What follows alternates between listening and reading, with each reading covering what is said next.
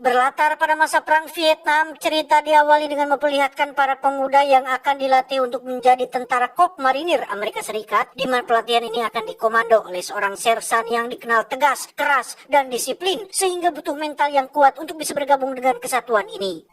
Because I am hard, you will not like me, and I can understand that. You John Wayne.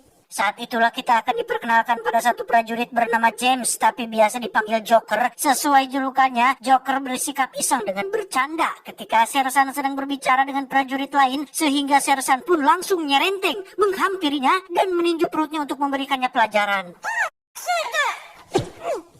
Saat ditanya apa motivasi Joker ikut kesatuan ini, Joker pun dengan spontan menjawab bahwa dia ingin merasakan rasanya membunuh, sehingga sersan menyuruhnya untuk teriak sekencang-kencangnya dan perlihatkan ekspresi seorang pembunuh.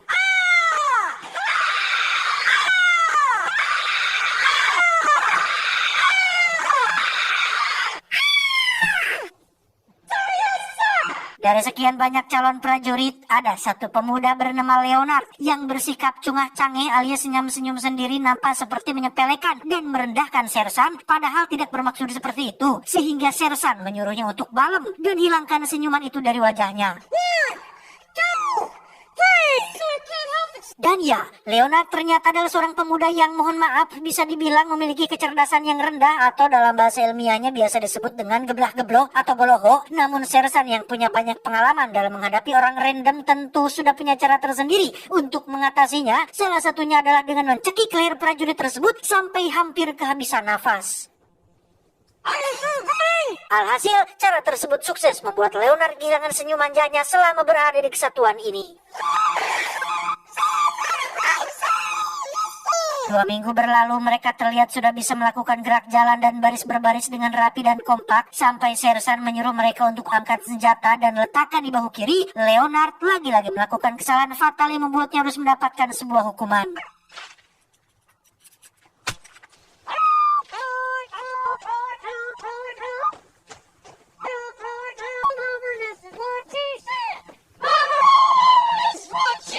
Malam harinya sersan memberitahu tentang senjata yang ada di tangan mereka adalah senjata yang harus dijaga dengan baik. Anggap seperti ayang beb sendiri yang setiap detik dan setiap menit selalu kepikiran. Mereka lantas tidur di atas ranjang sambil mengucapkan janji untuk selalu menjaga dan merawat senjata mereka masing-masing.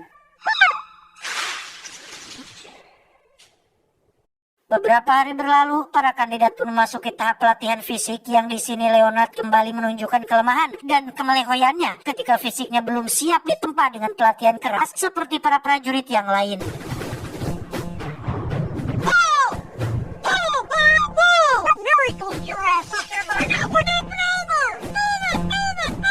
Alhasil, siapa yang direpotkan? Tentu saja adalah teman-teman seperjuangan Leonard yang dengan begitu solidnya membantu dan mendampingi Leonard untuk bisa menyelesaikan setiap tahap pelatihan fisik ini.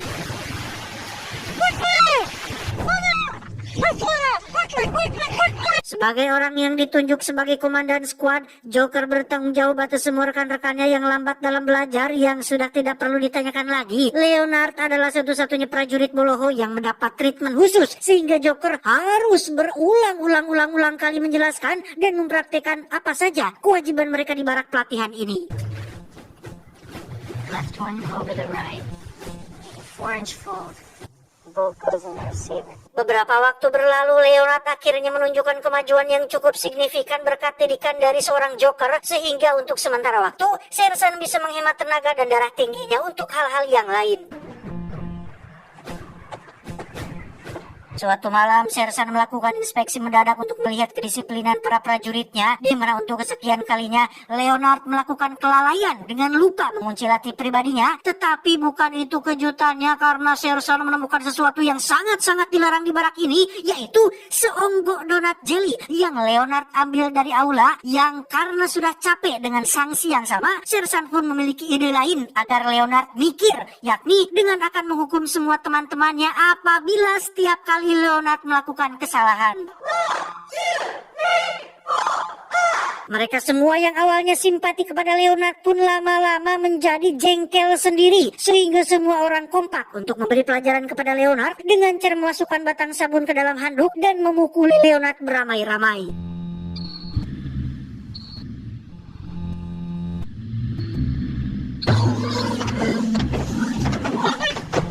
Sejak malam itu sikap Leonard tiba-tiba menjadi aneh dan sering bengong sendiri dengan tatapan mata yang kosong. Bahkan Joker sempat memergokinya berbicara dengan senjatanya, yang hal itu cukup menimbulkan pertanyaan tersendiri tentang apa yang sudah terjadi kepada si Leonard ini. Sisi baiknya, Leonard benar-benar sudah berubah menjadi sosok prajurit yang disiplin, bahkan mampu melewati tes menembak dengan baik, hingga mereka semua resmi ditetapkan sebagai para prajurit yang sudah siap untuk terjun ke medan perang. Today, you are Marine. Ladies, I'll be able to do the same thing. Suatu malam ketika semua orang sudah tidur, Joker benar-benar terkejut oleh sosok Leonard yang sedang duduk sendirian di toilet sambil memegangi senjata miliknya, di mana dia tiba-tiba berteriak sambil melakukan gerakan disiplin hingga membuat semua orang bangun dari tidurnya. Ketika Sersan datang, Leonard terlihat menunjukkan raut wajah yang semakin menggila, di mana Bapak Sersan tak memperdulikan hal itu dan tetap dengan ketegasannya menyuruh Leonard untuk turunkan senjata dan kembali ke tempat tidur. Tapi tiba-tiba, Go easy, man. ya, Leonard membunuh Bapak Sersan kemudian menembak kepalanya sendiri, sehingga bisa disimpulkan bahwa mental Leonard belum siap untuk mendapatkan pelatihan keras seperti ini. Hasilnya justru malah membuatnya tertekan dengan mengalami depresi berat yang membuatnya nekat berbuat hal seperti itu. Brotherhood. From now on, Bertahun-tahun kemudian, Joker kini bertugas di Vietnam sebagai jurnalis militer yang akan meliput dan membuat berita mengenai kondisi dan situasi yang terjadi di medan perang, di mana wilayah tempatnya meliput nampaknya tidak perang-perang amat. Bahkan Joker dan rekannya yang bernama Raptorman ini masih bisa ngopi di pinggir jalan tanpa khawatir atau takut akan ada serangan mendadak atau rudal yang tiba-tiba jatuh dari atas atau terjadi sesuatu situasi yang tegang yang beradrenalin. Sekalipun ada ketegangan, itu hanya diakibatkan oleh tindakan kriminal biasa seperti saat kamera milik Raptorman dirampas oleh seorang begal yang mendedikasikan hidupnya untuk kungfu ala Stephen Chow.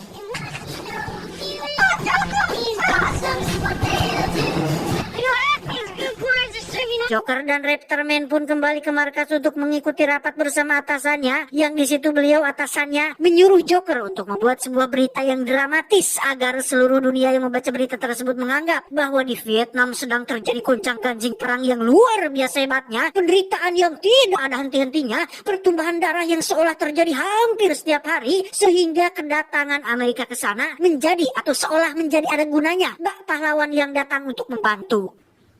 Joker, I've told you we run two basic stories. Faktanya, situasi di Vietnam tidaklah separah itu. Orang-orang pribumi di sana justru malah santai-santai saja menjalani aktivitas mereka secara normal. Yang riuh dan ribet sendiri justru malah tamu dari luar, yakni tentara Amerika sendiri. Sehingga Joker yang menyadari propaganda ini pun sempat menolak untuk mendramatisir cerita di dalam beritanya. Namun karena ini adalah perintah atasannya, dan atasannya atas perintah dari bosnya, dan bosnya atas perintah dari pemerintah, dan pemerintah atas perintah dari oknum-oknum pemimpin yang tidak bertanggung jawab dan hanya mementingkan kepentingan dan keuntungan pribadi. Alhasil, Joker yang hanya seorang bawahan dan tak punya power pun hanya bisa manut-manut saja dengan perintah atasannya tersebut. Tepat pada malam perayaan kembang api terjadi ketegangan saat tentara Vietcong menyerang markas mereka. Entah Vietcong atau hanya akal-akalan mereka saja, tetapi Joker terpaksa melepaskan peluru full metal jaketnya untuk membantu rekan-rekannya mencegah musuh memasuki markas ini.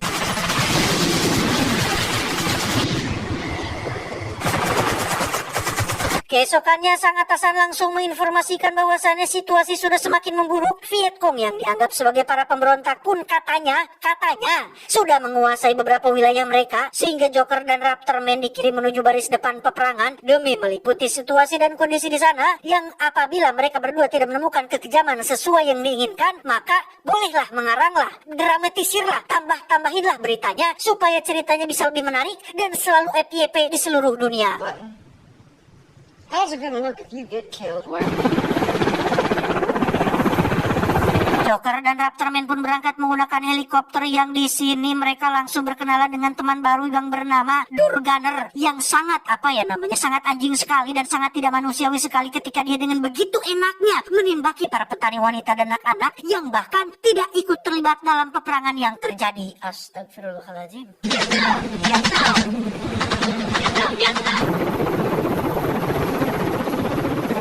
Setelah turun di titik aman pendaratan, Joker masih harus berjalan kaki menuju garis depan yang di situ dia sempat teralihkan oleh penemuan beberapa mayat warga lokal Vietnam yang katanya sengaja dibantai oleh pasukan NVA atau North Vietnam Army, di mana sebagian besar mayat-mayat ini adalah para pegawai sipil seperti guru, kades, petugas pajak, dan lain-lain. Tak lama, seorang komandan di wilayah ini pun menghampiri Joker untuk bertanya tentang apa maksud Joker menggunakan helm bertuliskan Born to Kill tapi memakai pin berlambang perdamaian. Menurutnya kedua hal tersebut sangat kontradiktif alias bertolak belakang, sehingga Joker diperingatkan untuk jangan main-main dan seriuslah dalam menjalani tugas sebagai seorang prajurit.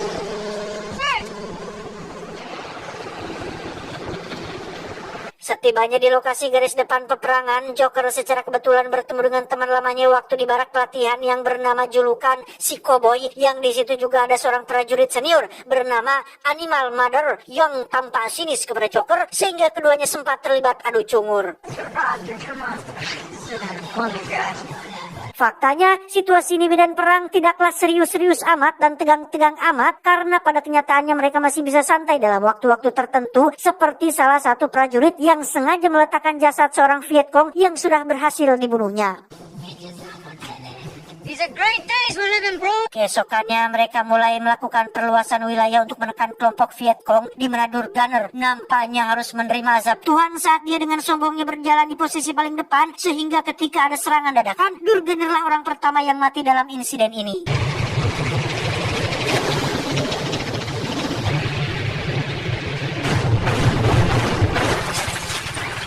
Rupanya musuh saat ini berada di dalam sebuah gedung kosong, sehingga dengan jumlah dan persenjataan lengkapnya, Joker dan kawan-kawan berhasil memukul mundur kelompok Vietcong tersebut.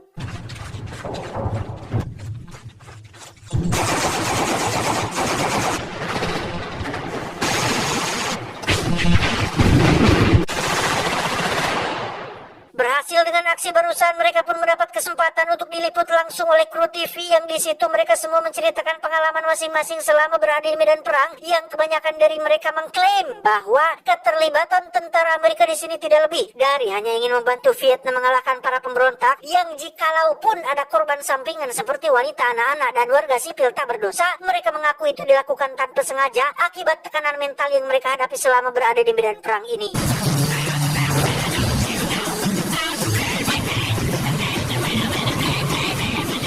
Dan ya, dalam waktu senggang dan hitung-hitung merayakan keberhasilan, para prajurit ini terbiasa memanfaatkan waktu singkat tersebut untuk melepaskan hormon-hormon jangar di kepala mereka dengan cara mengundang seorang perempuan asli Vietnam untuk sesuatu yang pasti Anda semua yang menonton sudah paham lah. Inilah jeleknya negara barat, mereka memiliki suatu kebiasaan buruk yang sulit dihilangkan. Niat mereka kesini adalah untuk membantu warga sipil memerangi pemberontakan dan demi keadilan dan membela kebenaran. Alangkah baiknya apabila niat baik tersebut diiring dengan perilaku yang baik juga, tetapi kembali lagi, itu hak mereka, kehendak mereka. Tapi ingat, ada zat yang tidak pernah tidur dan selalu memperhatikan dan melihat apapun yang kita lakukan. Hey, I won't be long.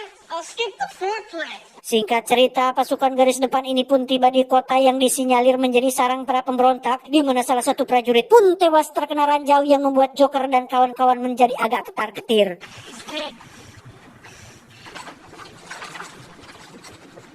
Satu prajurit bernama Samsul pun dikirim sendiri untuk maju dan memeriksa lokasi, di mana hal itu adalah sebuah ide yang buruk setelah Vietcong melakukan serangan yang sisi baiknya membuat Joker dan kawan-kawan mengetahui di mana posisi musuh bersembunyi saat ini.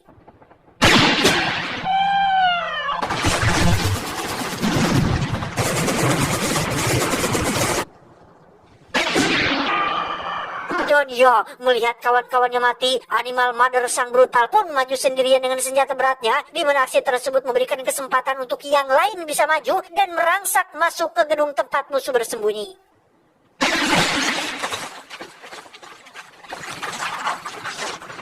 Saat sedang menghubungi pusat itulah Cowboy yang merupakan sahabat Joker pun harus tewas tertembak, sehingga mereka tidak memiliki pilihan lain selain maju dan menyerang tanpa adanya bala bantuan yang akan datang.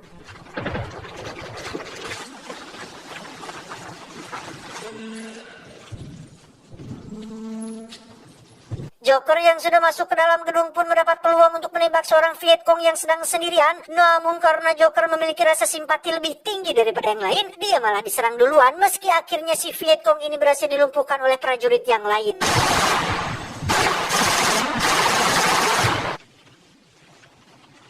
Dalam detik-detik sakaratul mautnya si Vietcong yang seorang perempuan pun sempat memanjatkan doa dan meminta mereka semua untuk segera akhiri hidupnya. Dan orang yang ditunjuk untuk melakukannya adalah Joker yang meski ingin menyelesaikan masalahnya secara damai dan baik-baik, namun fakta di lapangan mengharuskan dia menjadi monster pembunuh yang tidak memiliki rasa kasihan sedikit pun.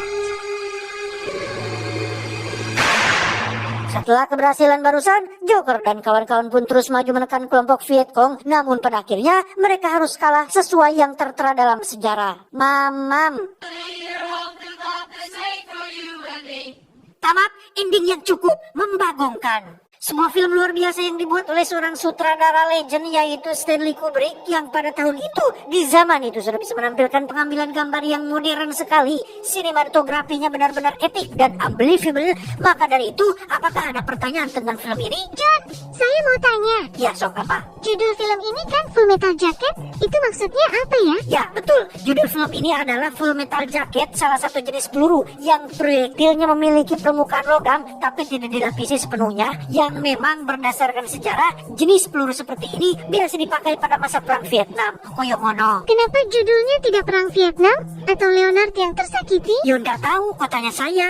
Jadi pesan untuk film kali ini apa, John? Perang adalah sebuah aksi fisik bersenjata dan non-fisik yang intens antar negara. Pemerintah atau dalam arti sempit adalah kondisi permusuhan dengan menggunakan kekerasan antara dua atau lebih kelompok manusia. Perang juga ada etikanya, ada tata caranya. Nggak bisa kita asal tembak dan bunuh orang lain tidak pukul-pukul kayak si Durganer tadi. Semua ada aturannya, ada tahapannya, ada etikanya. Sehingga pesan yang bisa kita ambil dari film ini adalah perang tidak bisa dimenangkan oleh emosi, tetapi perhitungan yang dingin. Saya Jun, mewakili jajaran direksi yang bertugas mengucapkan terima kasih dan